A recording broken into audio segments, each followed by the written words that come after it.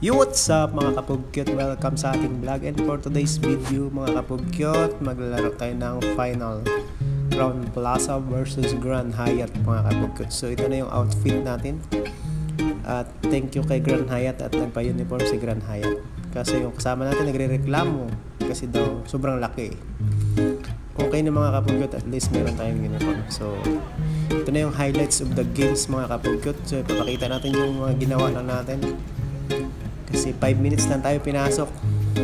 Ang tagal natin binangko mga kapugkyot, kasi hindi kaya yung kalaban, sobrang laki nila mga kapugkyot. Once na yung bola napunta sa kabilang side na ring, automatic sa kanila na mapupunta, kasi malalaki ng mga katawan at tatangkad mga kapugkyot. So ito yung ginawa natin. Nice pick, kaso nang si Palpal, si Erwin. Free throw ka ngayon mga kapugkyot. So free throw, ito wala nang bantay pag hindi pa pumasok to.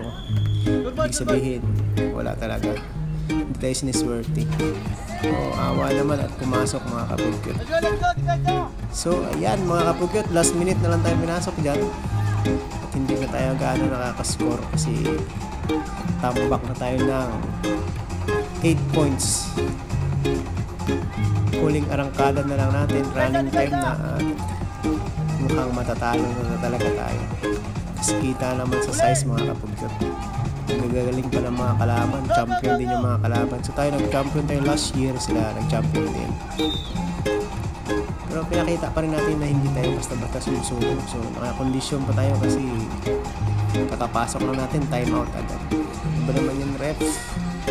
Okay lang yan paminsan-minsan mag-time out. Yung kakapasok mo lang tapos biglang mag-time out. So tumira ng 3, uwi alas 3. Wala, maalas talaga mga kapugkyot, hindi pumapasok. Ang baba lang ng ring.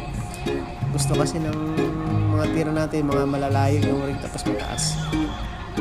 Pag medyo mababa, hindi pumapasok, kailangan long distance. Nice Kuya Gi. Nice shot. Ganda ng tira. Tira natin sa kabila 1 point, tapos yung bawi 2 points. Sakit. Kailangan makabawi din tayo mga kapugkyot, mga 2 point. O sub na daw. Bago mag-sub, tira muna tayo.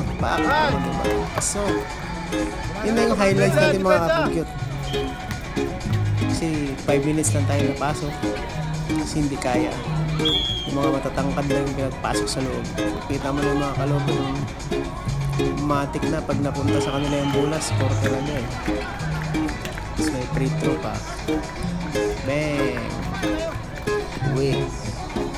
Go. Okay lang mga kapugkyot, magkaka-medal din tayo kahit silver. Tumira ng 3, Marvin. Oh, ganda ng tira ni Marvin, kasi running time wala na.